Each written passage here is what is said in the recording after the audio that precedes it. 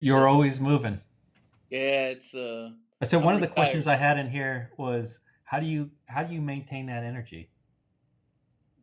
You know what? I just came, sir, from talking with my funny enough with my psychiatrist.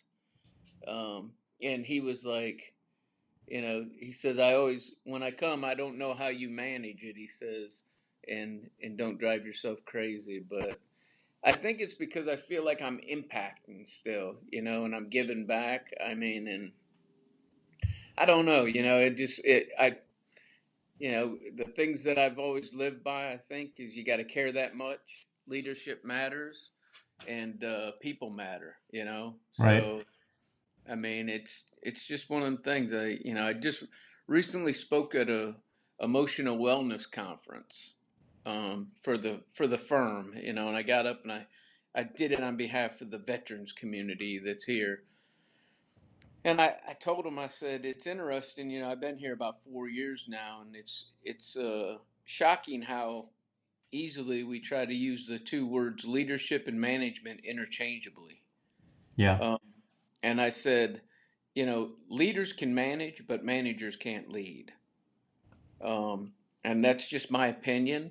And, you and I saw it in the Army. Our ops guys couldn't lead, but they were great at ops stuff, most of them. Yeah. I mean, and we had, officers and NCOs that were, good spec fives, spec sixes, spec sevens, as I like to say, but they just weren't good.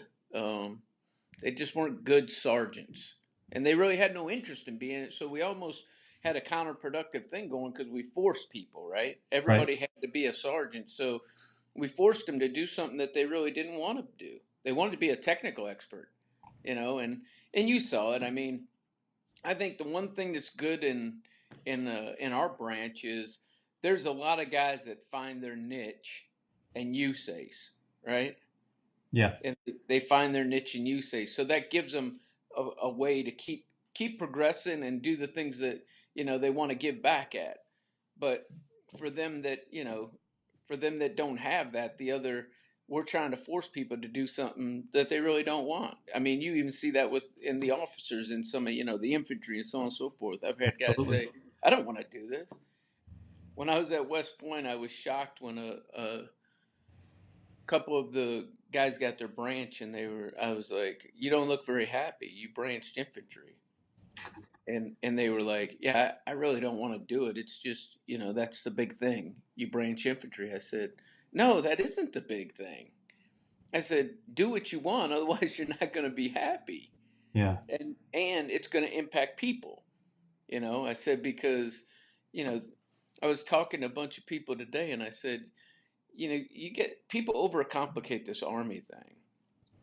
I said, there's only two things in the army you do by yourself, that you solely do by yourself. Nobody else impacts it, right? Two things.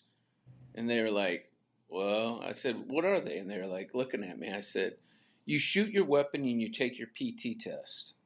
That's the only thing that you do on your own. Everything else is the ability to influence people to do what you need, right?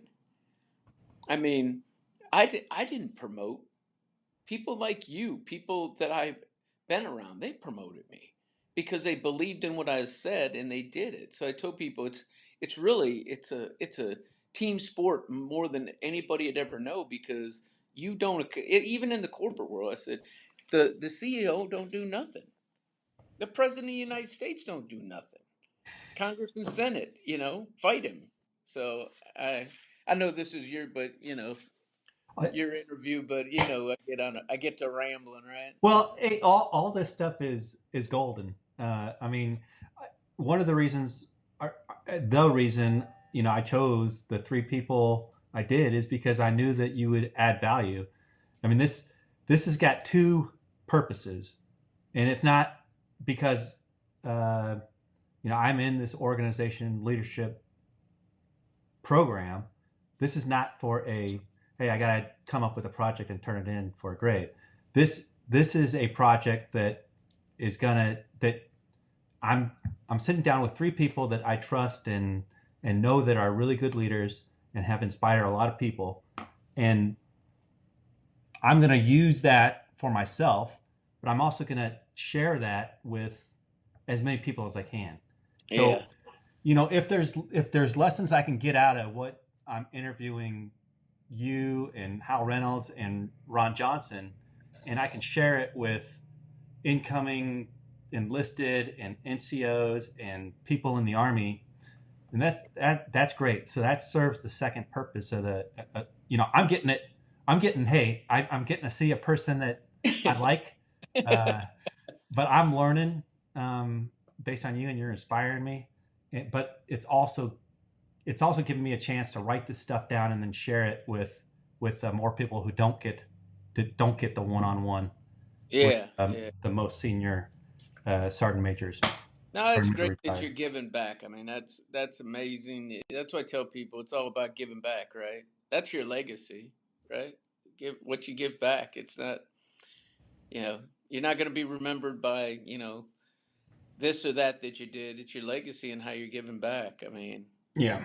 it's important. That is. So But I read through the questions. They really triggered me to kind of think through and whatnot. yeah, I mean, you've already answered a couple of them, and you kind of Yeah. alluded to, one of the things that I've always known you said was you have to care that much.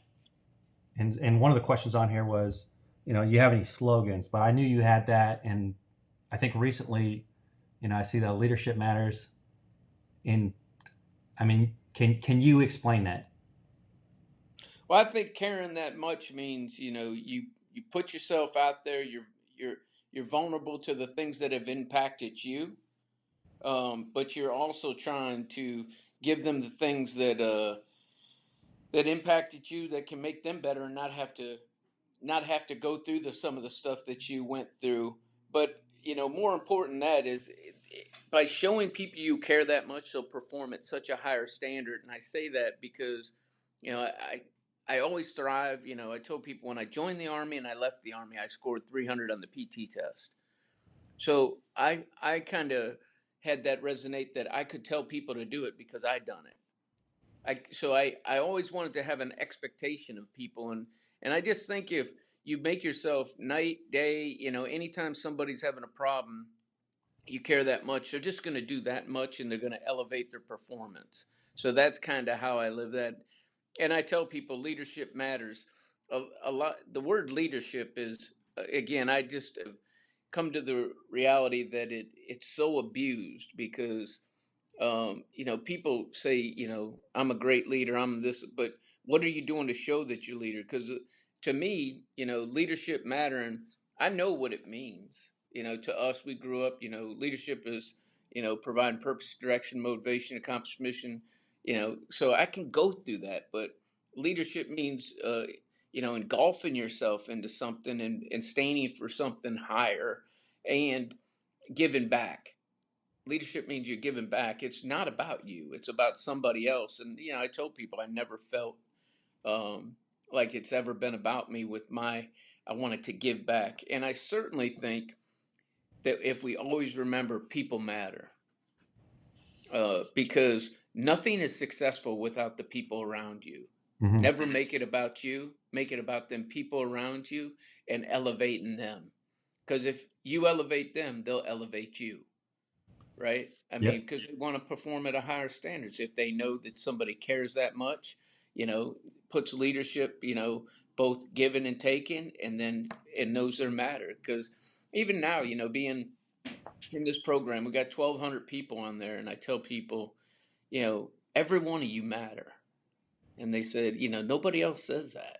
And when you mean it, because that's what drives me. I try to travel, get around, and see everybody, and right now, I'm about seeing everybody in the program about twice a year.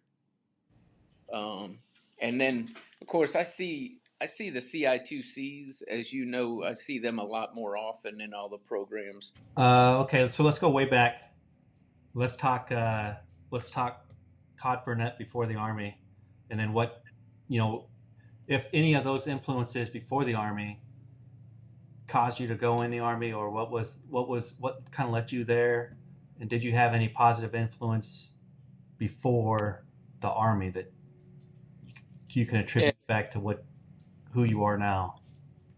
you know, so my mom and dad, I'm one of 8 kids. I'm the middle kid. My mom and dad got divorced when I was 9, and I was the only one to go with my dad. Um, so I grew up with my dad, and I tell people, my dad was very, very hard, but he was fair. And so, we moved around every time he got a girlfriend. We moved. I went to 3 different high schools, um, but no military background. My dad was drafted but didn't stay in. Um, but then, I kind of tell people where it all turned is I was from a small rural town called, Oak Harbor, Ohio. And, in high school, what I did is I wrestled. So, I was a wrestler and played baseball. But getting out of school, I went in the guard right out of school. And then I came back from the guard, and quite frankly, I'm not real proud of it, but I started getting in not big trouble, but enough trouble. So I had 2 DUIs, and I kind of got over on the first one, and I didn't learn my lesson, and then I had the second one, and then I was doing some stuff and going to community college, working 12 hours a day as a labor, carrying rocks for leach beds and stuff. And I went to school one night, and the teacher said, "Why you're late?" And I said, "You don't get to ask me why I'm late. You've been around me." And I went and I dropped out of school. And then on Wednesday I joined went to the MEPS. Thursday I took the physical, and Saturday I left for Fort Campbell and went on active duty.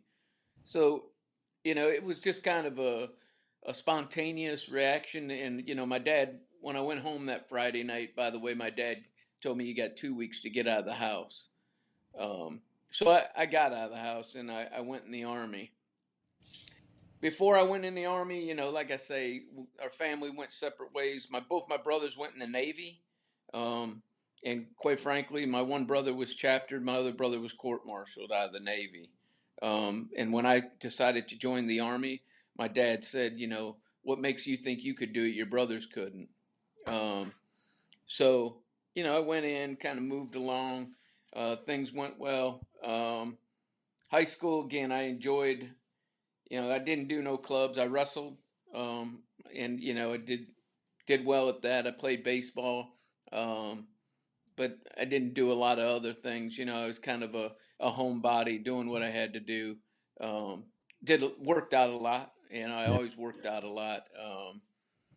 But the influencers I had one older neighbor guy, and his name was Jake Haney, and Jake would always, I'd always go over there and spend time with him, and he just was an influence because he just cared and took time, effort, talked to me, and he just became one of my mentors as a young kid, because every time I needed something, I'd go see Jake, and he'd say, "Well, have you thought about this and that?" And then the other person that probably, when my mom and dad were getting divorced, my dad went through some tough times, and I went and lived with my grandpa. And my grandpa Donald, um, probably had the biggest impact on my life. My grandpa worked for the same creamery for 45 years, and he always said, you know, "Todd, hard work wins the day." And I can remember, him going and didn't get paid a lot of money, and just but he went there, and every day he said, "You got to go give a fool's day work for a fool's day pay." And my grandpa Donald was an inspiration to me, and my dad. My dad was a very hard worker. I mean, now my dad, when I was growing up, was a functional alcoholic. Yeah. Um, so, and I say functional because I never saw my dad miss a day of work. I hell, I watched my dad go into Chrysler, after a full day of partying, and say, "Well, I'm going to be the union steward tonight, so I'll be able to sleep." Um, but they still had an impact on me. Especially, like I say, my grandpa always had time for me. Always tried to say, "Todd, you need to think about this, think about that," and said, "I want more for you." you need to think about this and that because I don't want you to be the guy that's in the creamery for the rest of your life, which would have been okay too. How about a little bit later on, uh, after you got to your first real unit after, basic training, AIT, and got kind of settled there, was there somebody that kind of you said, "Hey, I want to be that guy," or someone that Yeah, yeah. My someone that first someone sergeant. that you looked at and said, "I don't want to be that guy." There was both. So my first sergeant, James Parker. I remember getting there, because I'd come from the guard, so I got all my stuff, and I showed up there, and they said, okay, took me to the first sergeant, and back in them days, you gave them, $10 to join the AUSA, $5 for the company T-shirt. He gave you your key, and then you went to your room. Well, on this day, it was the afternoon, and for some reason at Fort Campbell, they were doing PT, and he said, "Here's your shirt. Go get on your banana suit."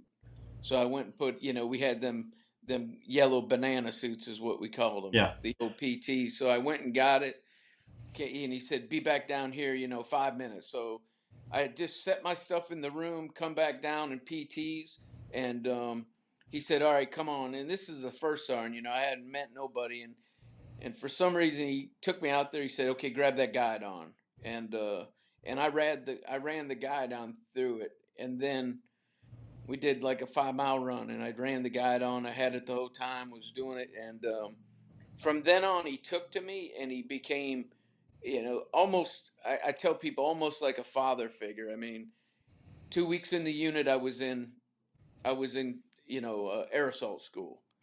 Then he came down, he did the ruck with me, gave me my air assault coin.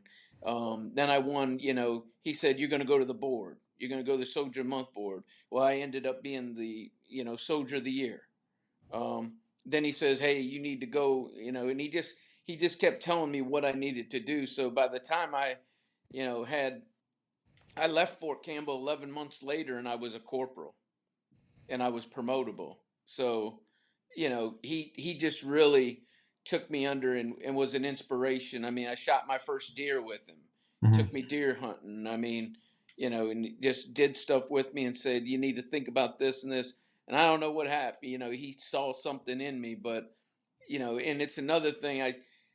There was two guys he kind of took. It was me and my platoon leader, Randy Anderson, and Randy Anderson and me kept in touch so much that he was at my retirement when I retired. He came to the retirement, and I still get notes periodically from James Parker, who's in Shreveport, Louisiana. So yeah, it was a guy that took it.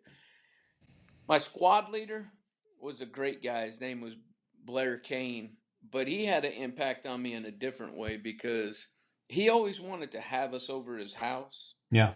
and have parties, and all the soldiers would be there. And he had this guy, and I'm not going to say his name because you probably know him, because we were engineers. But he said, you need to do everything that guy does because he's good. He's the best soldier. Blah blah blah blah blah. And I, squad leader says it, but we started going over there, and but every time we went over there, Sergeant Kane would get drunk and pass out. Yeah. So the one night, this guy come down and he said, "Hey, you're next." And I said, "What do you mean you're next?" And he says, "We all have sex with Sergeant Kane's wife." And that had such a huge impact. Here's a guy so I'm in a dilemma, and on Monday, I finally say I got to tell Yeah. him, and he don't believe me. He says, "Well, they wouldn't do that." I said, "Okay, I'm just telling you this was a reality. I left the house because the next, he saw me, and he's like, 'Hey, why weren't you there when I woke up?' I said, 'I just want,' and then I started thinking about it. I said, 'I got to tell him. I mean, I can't live with this.'" And so, later on, he ended up getting chaptered because he found out that she was doing this with multiple people. Started, but that had an impact on me because I saw so much of that in the beginning in my Army career. Yeah. and I couldn't believe it that there was wives and whatnot that and right there, I mean, I was at a guy's house one night and I was watching and I told another guy I was there with, I said, every time I turn around, he's got his hand on her leg, and so the one guy was sitting there, the wife was in between them, and the guy kept putting his hand on her leg, and I said, something's not right. I said, I'm going to leave. Well, he said, I'm staying, and that night they found out that he was having sex, and big thing went on, and people were like, how did you? I said, I just thought something was wrong. um, so them are the type of people that had an impact to tell me, that's not the way and Sergeant Kane was one of them guys, mediocre at best, and had them guys over there, and I think most of the time he was having them over because they bought the beer, and and bring some meat to put on the grill, Right. and so it was very interesting. But yeah, so I had one that did and one that really didn't, and but yeah, James Parker had a huge, my first sergeant James Parker had a huge influence on me. Just because Um, he kind of immediately picked you from the crowd and kind of led you. Yeah, and I always asked him. I said, "What made you?" He said, you came in, you were motivated, you went to parade rest. The other ones were kind of standing around, like He said, but you were very respectful. This first sergeant, no first sergeant. He said, and it was interesting. All of them, most of them guys had just come from basic training. And come to find out, you were in the guard for about 19 months and at home, but had more respect for everything. So it was good, and it created a guy that I always could reach out to even later on when I moved to Germany and stuff. I always touch base with him. So he always kind of kept in contact and mentored me throughout. Oh, that's good stuff. Uh, any worst advice you've ever gotten from someone or from I, a leader, I guess? yeah, I guess you've had I'd had leaders and say and you've had them too. So sometimes it's best just to be quiet and do it. Um, I never really took that to heart because I told people, everything's impactful. Probably, probably one of the times is one of them said, "Hey, we should call and get a wrecker, or get a flatbed because we're gonna burn the road wheels off this." And I didn't listen and did more damage to the vehicle, the 113, because we sheared it off, and they had to come out and get us anyways, Yeah. right?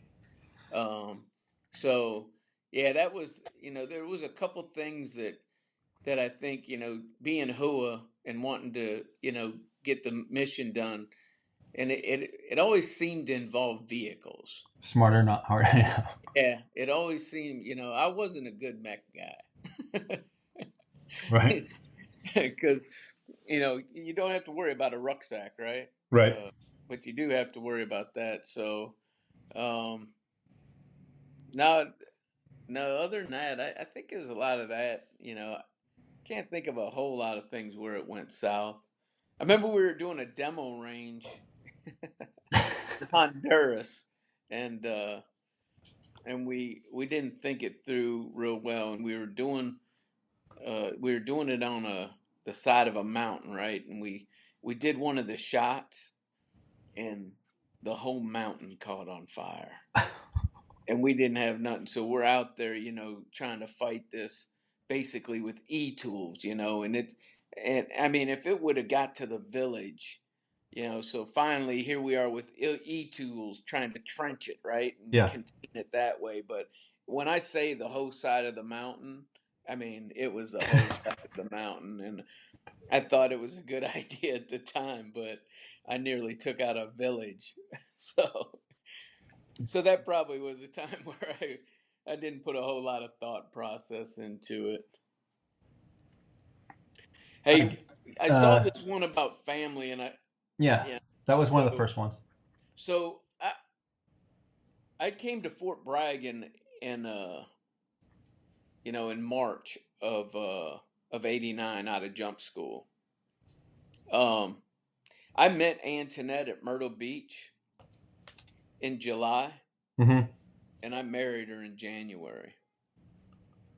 So That was a yeah, yeah. So and then we had a church wedding, but we got married in Dillon, South Carolina, and then I went to Honduras. And when I come back, we got married in the church, and so I truly believe in So love you at met first her in sight. July and you got married in January? I did, yeah, yeah, I did, and in that time, I drove to Ohio 16 times to go see her. Whether it was getting off on Friday night late, I'd travel through the night, get there, spend Saturday, get up Sunday morning, and come back. I mean, her dad used to say that guy's crazy, man, Right. um, because it was 2 days, 3 days, 4 days. I was there with her, and a lot of times alone, I had nobody really go, and I'd say, "Hey, I'm going to Ohio." They'd be like, "All right," and off I'd go. I can remember being in Bravo 27th, and one night I finished up an NCODP at like 18:30, and they're like, "You're still going?" I'm like, "I'm out of here, man." And I'd get there like 2 in the morning, and then take a quick nap, and her family be getting up. I'd get up, and off we'd go, to do the deed. So yeah, um, yeah, she was a blessing. She was a blessing. Absolutely. So yeah, and I believe in love at first sight. So yeah, I actually was in JRTC when it was still at Fort Chaffee, and I said, hypothetically, if I bought a ring and brought it to your house, would you marry me? And she said, "Are you asking me by phone to marry?" I said, "No, I'm just saying if I bought a ring and I brought it there, because I don't really want to buy a ring and bring it all the way there and you not do this." So yeah, yeah, we got yeah, it was like I want to say July we met, September I proposed, in January we got married. And how long had you been in the army? I'd been in the army at that point just over 3 years. Yeah, yeah, just over three. That's a pretty cool story. Yeah, yeah, no. We actually we're at 27 now. That's awesome. Yeah, yeah, yeah, 27. God love her, man. I would have divorced me about a dozen times over. Um, so yeah, I mean, you're not in the army anymore. But if I mean, when you were sergeant major, um, you'd have the Private Burnett come up to you and say, "Hey, I want what you have. I want those stripes. How do I get them?" And what's your advice? How do you tell that private or that young NCO that here's what you got to do? I'd say, knowledge is power. So try to, be as open and you know, gather all the information that you can. Never say no. I never said no, and it worked out for me by never saying no. Schools came, different things came. When they said we need somebody to go to advance party, I'd go.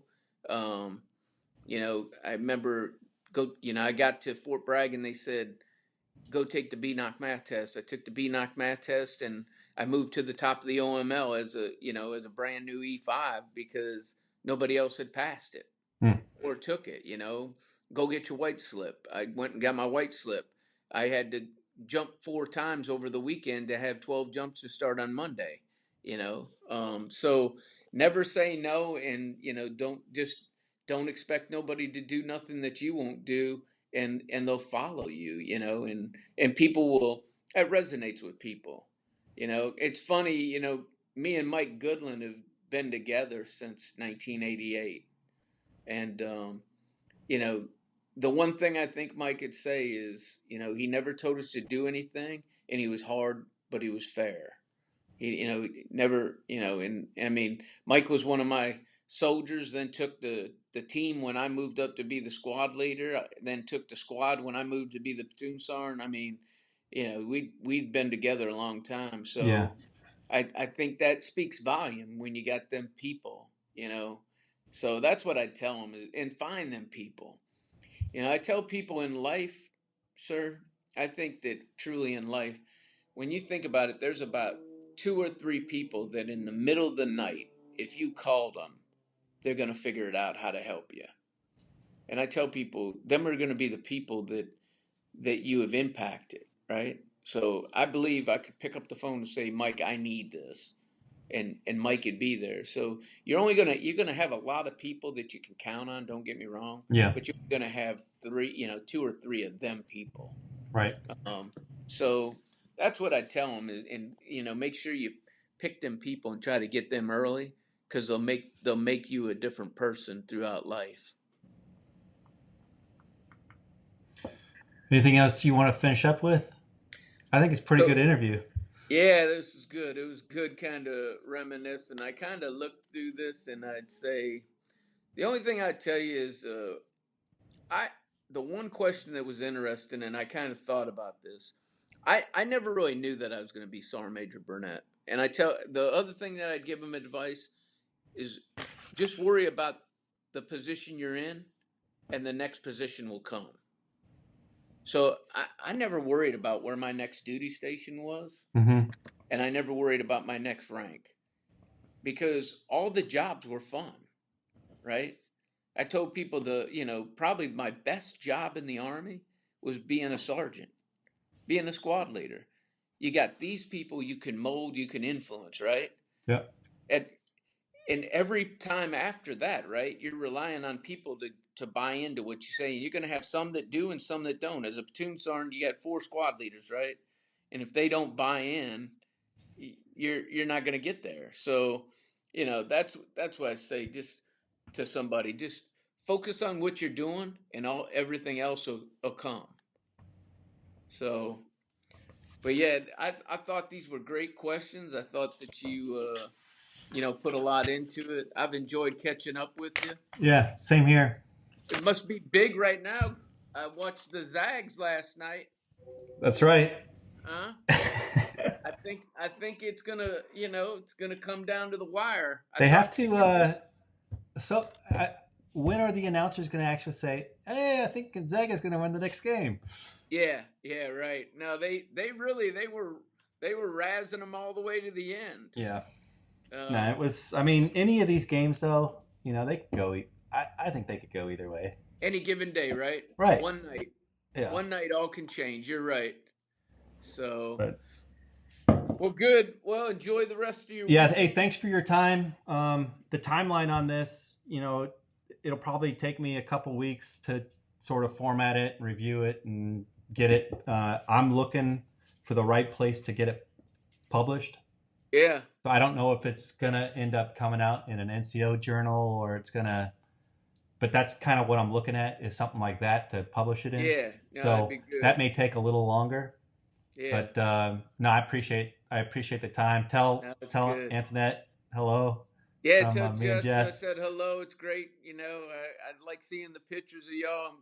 Y'all still smiling. You're looking good. Keep keeping on, sir. All right. Yep, you too.